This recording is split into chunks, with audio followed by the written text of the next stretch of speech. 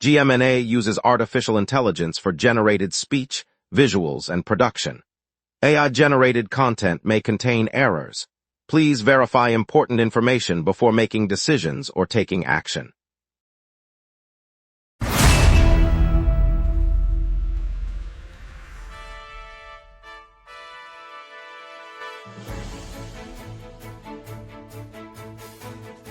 Live from the GMNA News Center, this is the Lunch Break News Hour.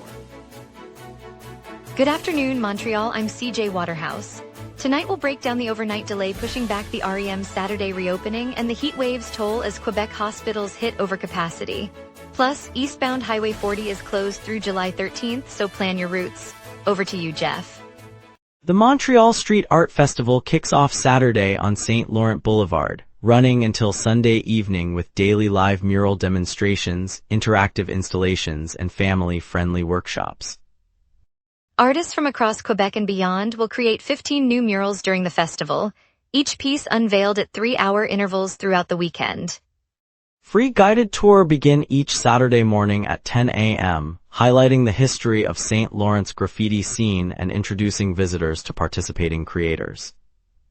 There's plenty to explore today, but first we'll dive into the news. Lots to get to, let's begin together. Good morning, Montreal. CF Montreal secured a narrow victory over Vancouver FC yesterday at Saputo Stadium, moving the club into the Canadian Championship semifinals. The home side edged the visitors by a 2-1 margin, with the decisive goal coming in the second half. Both teams traded chances early, but Montreal's striker found the net before halftime, giving the hosts a slender lead. Vancouver responded with an equalizer late in the first period, only for Montreal to restore the advantage shortly after the break. The win follows a solid defensive effort that limited the opposition to a single goal on the night. The match concluded the two-leg series, completing a comeback from an earlier loss. The Canadian Championship is the nation's primary cup competition for professional clubs. With the semi-final spot now confirmed, CF Montreal will look to build on this performance as the National Cup advances toward its final stages. Michael Bublé lit up the stage at the Festival d'été de Quebec this morning, weaving a wave of red, white, and blue into his smooth crooning. The 50-year-old Canadian icon paused between classics to salute the flag, invited the audience to join a sing-along of O Canada, and even draped his microphone in a maple leaf banner. Fans in the historic streets of Quebec City responded with cheers, waving miniature flags and clapping in rhythm to the patriotic interludes. Organizers said the special touches were meant to celebrate the nation's summer spirit and honor the city's rich cultural tapestry. Bublé's set, which blended his signature lounge style with overt national pride, capped a day of music that has drawn crowds from across the province. The performance will be featured in the festival's Summer Highlights reel, set to air later this week. CAQ Cabinet Minister François Bonnardel confirmed today that he will not seek re-election in the upcoming provincial vote, effectively ending his political career after more than a decade of service. Bonnardel, who has represented the Granby riding since 2012 and currently holds the transport portfolio, said he will remain the member of the National Assembly for Granby until the conclusion of his current mandate. In a brief statement from his office, he thanked constituents for their support and affirmed his commitment to completing pending projects in the region. The announcement arrives as the party prepares its slate of candidates for the fall election, prompting internal discussions about succession in the Transport Ministry and the Granby constituency. He previously oversaw major highway upgrades and public transit expansions across the province, initiatives that will now be handed to his successor. No immediate replacement has been named. After a year of intensive care, Marguerite the wood turtle is being set free today from the Centre de Réhabilitation des Tortues du Québec. Veterinarians at the facility say the reptile arrived with a fractured shell after a car ran her over on a rural road. Over the past 12 months, the team cleaned the wound, repaired the shell, and monitored her recovery, gradually reintroducing her to water and natural diet. Staff gathered at the release pond this afternoon, watching as Marguerite crawled toward the reeds and slipped beneath the surface. 2 veterinarians, Dr. Levesque and Dr. Dubois, oversaw the final health checks before the release, confirming she could forage and evade predators on her own. The center hopes her successful rehabilitation will encourage more drivers to watch for wildlife crossing the roads. With her freedom restored, Marguerite joins the wild turtles of Quebec once again. The Toronto Tempo edged the New York Liberty 93-91 yesterday at the Bell Center, snapping a 4-game losing streak. The win capped the second night of a 2-game Montreal showcase, with the Tempo holding off a late Liberty surge that briefly narrowed the margin. Marina Mabry led New York with 30 points, but Toronto's balanced attack kept the pressure on in the final minutes. Coach Jean-Claude Leclerc praised the defensive adjustments that forced the Liberty into low-percentage shots down the stretch. The arena was buzzing as fans cheered each basket, and the home crowd gave the visiting team a warm reception despite the close finish. The victory restores momentum for a team that had struggled to close games, and it gives the Tempo a positive note heading back to Toronto for the next stretch of the season. CF Montreal booked a semi-final spot, and we'll hear how the WNBA's debut weekend is thrilling fans at Tempo Arena. We will be right back. Watch the local sunset tonight at 6 p.m. for all your local Montreal news. Welcome back, everyone. Thanks for staying with us. Up next, Jeff Laflamme will dive into today's top local stories you need to know. The Women's National Basketball Association wrapped up its inaugural weekend at the Tempo Arena with a positive reception. Over July 11th and 12th, the league staged 3 games that filled the venue and attracted a mix of longtime fans and newcomers. France Margaret Bélanger, representing Group CH, highlighted the partnership as a boost for local sport culture, noting that the event showcased high-level play without disrupting regular arena programming. Attendance figures were reported as strong, and local businesses reported increased foot traffic in the surrounding area. Organizers said the smooth operation demonstrated the city's capacity to host major international sports events, and they hinted that future fixtures could follow if demand remains robust.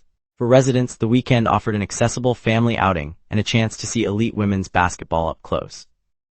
Yesterday, the International Canoe Federation singled out the city as a top venue after athletes praised the site. Competitors from Canada and abroad who took part in the recent canoeing competition said the facilities met their needs and the atmosphere felt welcoming. Organizers noted smooth logistics and strong local support, while paddlers highlighted the calm water and well-maintained courses. The Federation's statement underscored how the venue helped showcase the sport's excitement to spectators. Local businesses reported a boost in traffic during the weekend, and the positive feedback is expected to strengthen the city's case for future international events. The Federation's spokesperson, Maria Lopez, said the enthusiastic response from paddlers and fans confirmed that the city's investment in water sport infrastructure is paying off, and she hinted at the possibility of hosting the World Championships within the next few years. More than 300 locals gathered yesterday at the waterfront near René Lévesque Park for Lachin's Grand Splash. Organized by community volunteers and the Borough Council, the event turned the former marina into a lively jump-in zone, with participants leaping into the river from temporary platforms. Organizers said the turnout was meant to gauge public appetite for an open-air swimming pool, and the enthusiastic crowd suggests strong interest. The council had previously debated the pool proposal, and the splash served as a practical demonstration of demand. Spectators cheered as people of all ages splashed down, turning a simple jump into a community celebration. Officials noted the response will be taken into account when reviewing future recreational plans for the waterfront. The splash formed part of a broader summer program to activate the riverfront, and council members said they will study the feasibility of an open-air pool later this year. Campground sites across Quebec are filling up fast as younger residents, newcomers and first-time campers reserve spots for the summer. Camping organizations report a noticeable surge in bookings compared with previous years, with many youth groups and recent arrivals to the province planning weekend trips in the province's forests and lakeside parks. The trend is evident in popular destinations such as the Laurentians, Charlevoix and the Eastern Townships, where availability is dwindling within days of release. Officials from provincial tourism and the Camping Association say the rise reflects a broader interest in outdoor recreation among the province's new demographic. The season, which began in early June, is expected to remain strong through August, with campsites continuing to reach capacity quickly. Organizers are urging campers to book early to secure a spot, and several parks have added extra sites to meet the demand. Yesterday, Environment Canada released heat warnings and air quality alerts covering Regina, Winnipeg, Northern Ontario, Southern Ontario, and Quebec as the nation endured a lingering heat wave. Officials cited unusually high temperatures persisting across central Canada, prompting health advisories that urged residents to limit outdoor activity, stay hydrated, and monitor local air quality indices. The agency warned that prolonged exposure could aggravate respiratory conditions and increase the risk of heat-related illness, especially for seniors and young children. In response, schools and workplaces in the affected regions were advised to adjust schedules and provide cooling measures where possible. Authorities also highlighted that poor air quality driven by stagnant conditions may exacerbate asthma symptoms. While the alerts are now in effect, residents are reminded that the elevated heat is expected to continue through the coming days. Now let's turn to your afternoon forecast with our weather team, staying ahead of the heat. A westward jet and falling pressure are pulling a dry, unstable air mass across Montreal. On this date, the city once scorched to 33.7 degrees Celsius in 2016, a record set during an unprecedented heat wave that pushed the region into the upper 30s for several days. The coldest reading came in 2017 at 14.1 degrees, recorded during a sudden Arctic dip that plunged daytime highs into the low teens. By contrast, the climate normal for July lands near 26 degrees high and 19 degrees low, so today's 27 to 29 degree range sits comfortably between the extremes. The live radar shows a clear swath across southern Quebec, with no echoes over the island. That silence reflects the high ridge that sits west of us, while the jet stream at 550 kilometers per hour from the west slices the atmosphere, keeping any moisture aloft. With no frontal boundary in sight, precipitation will not arrive, and air will persist through the afternoon before dissipating after sunset. Turning now to today's outlook. At noon, Montreal sits under a partly cloudy sky with a temperature of 23 degrees and humidity at 61%. A gentle southwest breeze pushes 14 kilometers per hour, gusting to 25, keeping the surface feeling comfortable. Pressure is near average but falling, signaling an unsettled system that will drift east as the jet stream drifts westward at 55 kilometers per hour, a flow that will gradually erode the ridge. The day will climb to a high of 29 degrees, then dip to a low around 20 degrees after sunset. UV index stands at 6. Winds will remain below 25 kilometers per hour, and no weather alerts are in effect. With the atmosphere still largely dry, we now look ahead to the 5-day outlook. Tuesday brings a sharp rise as the jet stream pushes a warm southerly surge, pushing temperatures up to 34 degrees with a low near 20. Skies stay overcast, limiting sunshine but keeping precipitation at bay. Wednesday flips back to a dry, clear pattern. High settles around 30 degrees, low holds at 20, as high pressure builds and the jet arches northward. Thursday remains mostly clear with a slight chance, 20%, of rain in the evening. Temperatures ease to 29 and low 17th as cooler air slips in from the northwest. Friday sees another overcast spell, high 24 and low 16, as a weak cold front nudges the ridge. Saturday returns to clear skies, high 25, low 16, with the jet stream settling into a gentle west to east flow. And that's your weather. Remember, the lunch break is also available as a podcast. Listen anytime on Apple Podcasts or wherever you get your podcasts. Traffic smooth, Chamber spotlight on Steve's music store closing after 61 years, and Roses clinch a 1-0 win. We will be right back. Watch the local sunset tonight at 6 p.m. for all your local Montreal news. All major routes are moving freely this morning. Autoroute 15 runs clear from the north, with no slowdowns reported on the Descaries or Turcotte sections. Autoroute 20 also shows smooth flow, especially through the Ville-Marie corridor. Boulevard St. Laurent, Rue Shai Arbrook and Rue St. Denis are all clear, with travel times close to normal. Even the busy downtown core, including Peel and St. Catherine, reports no congestion at this hour. That leaves us with a quiet commute and an opportunity to get ahead of the inevitable afternoon build-up. Expect the southbound lanes of Autoroute 20 to start thickening after lunch, particularly near the Turcotte interchange where commuter traffic traditionally returns. The downtown east-west arteries, especially Rue de la Montagne and Rue University, tend to see a modest rise in volume as office workers head home. No transit delays are reported and the metro and bus networks are operating on schedule. Stay tuned for any changes as the day progresses. Les Premiers Vendredis rolls through the city, Canada's biggest street food festival with 40-plus food trucks, live music and cultural celebrations happening now across Montreal. It's a chance to taste the world without leaving the neighborhood. At Time Out Market Montreal, families can escape the rain with free kids activities and a surprise Cirque du Soleil performance also on today. That mix of play and world-class circus makes the market a top rainy day destination. Meanwhile, the market hosts Cirque du Soleil's Echo behind-the-scenes photo exhibition, a visual journey into the troupe's creative process, open now for a limited run. The festival runs every first Friday, perfect for a weekend stroll. The Echo exhibition runs through month's end, giving art lovers plenty of time to visit. Whether you're hunting street food thrills, keeping the kids entertained, or exploring circus artistry, Montreal offers something fresh right now. And now here's Jason with sports. Here's the latest on Montreal's teams, from the Roses' win to the Canadiens' trade. Sunday's Northern Super League match saw the Montreal Roses edge the Halifax Tides by a 1-0 margin after substitute Chloe Minas converted a penalty in the 77th minute, securing the only goal. CBC Sports Soccer reports the decisive spot kick delivered the 3 points for Montreal. On Wednesday, the Montreal Roses announced the addition of 2 internationally seasoned players, forward Marie-Yasmine Aladou and defender Yves Perisset. CBC Sports Soccer notes the signings aim to deepen the squad's depth as the club prepares for the upcoming Northern Super League campaign. The Montreal Canadiens have dealt forward Brendan Gallagher to the Vancouver Canucks in exchange for future considerations, according to CBC Sports NHL. The move, confirmed on June 29, signals a roster shift for both clubs as they look ahead to the next NHL season. Steve's Music Store on St. Laurent Boulevard in the Plateau has announced it will close its doors after 61 years of serving Montreal's musicians. Since opening in the early 60s, Steve's has been the go-to spot for everything from battered guitars to rare vinyl, a place where beginners and seasoned players alike could test a new amp or swap stories over coffee. The final shop's shutdown follows a wave of closures earlier this year, leaving a quiet gap in the neighborhood's creative rhythm.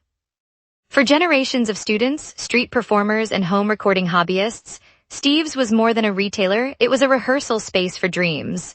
Its loss reminds us how vital local hubs are to the city's cultural heartbeat.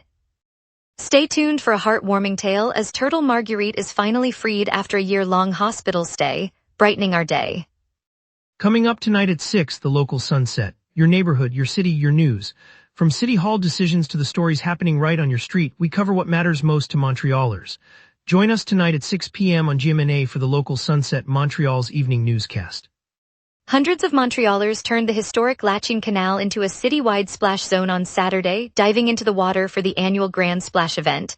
The festivities drew families, athletes, and curious onlookers, creating a lively scene along the canal's banks. Carl Dumont is there. Carl Dumont. Thanks CJ Waterhouse. The sun hangs low over the Lachine Canal, casting a golden shimmer on the water as families and friends gather along the rust-stained towpaths. Children squeal, shoes left on the grass, while volunteers in bright orange vests hand out waterproof wristbands.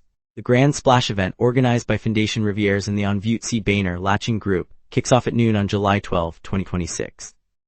Dozens of swimmers of all ages line up at the designated entry point, then leap into the cool current, sending ripples across the historic channel. Spectators cheer, cameras flash, and the smell of fresh-cut grass mixes with lake air humidity. Local musicians strum acoustic guitars on a nearby pier, adding a soundtrack to the splash. The crowd moves like a tide, each splash a reminder that the canal is alive again. For many, the splash is more than a splash. It's a chance to reclaim a historic waterway as a place of play and community. Carl Dumont virtually at Lachine Canal. In the bustling St. Henry district of Montreal, the air was thick with the scent of fresh baguettes as we met Nadia and Karim, a La Vieille couple whose eyes lit up when they spoke of their 8-year-old daughter Lena, who has been waiting in Beirut for months. The family's story began in a modest clinic in the Lebanese capital, where a warm-hearted social worker handed them a tiny hand-stitched blanket that Lena still carries today. That blanket became a symbol of hope as the couple navigated a maze of paperwork that Quebec's adoption laws refused to acknowledge, leaving Lena stuck at the airport, her small suitcase never leaving the terminal. But the community rallied. A local law clinic organized a weekend of pro bono consultations, and volunteers gathered in a small community center translating documents and writing letters to provincial officials. Yesterday, a Quebec judge signed an order recognizing the foreign decree, granting Lena a temporary travel permit. By evening, a flight was booked, and the family will board together at sunrise. It's a reminder that when neighbors come together, borders can feel a little smaller. On a crisp September evening at Percival Molson Stadium, the Montreal Alouettes hosted the Calgary Stampeders in front of a crowd that filled the historic stands to capacity. The energy was palpable as families gathered on the south lawn, the scent of smoked meat mingling with the early autumn air. Early in the second quarter, quarterback Trevor Harris connected on a 60-yard strike to wide receiver Daquin Bowers, a play that shifted momentum and sparked a roar that echoed through the neighborhood. The game remained tight with both teams trading touchdowns, but a late fourth-quarter drive saw the Alouettes convert a crucial fourth down, culminating in a touchdown run by running back William Davis. The final whistle confirmed a 37-30 victory, marking the team's first home win of the season. Beyond the scoreboard, the win unlocked a $5,000 donation to the local youth sports program that the Alouettes partnered with, allowing new equipment for the community center on St. Laurent. As the lights dimmed, fans lingered, sharing stories and a collective sense of pride that extends beyond the field. Thank you, Montreal, for joining us on the lunch break. It was a privilege to share the uplifting rescue of turtle Marguerite after a year in the hospital, a reminder of our community's compassion. Stay tuned tomorrow for more stories that matter. See you then.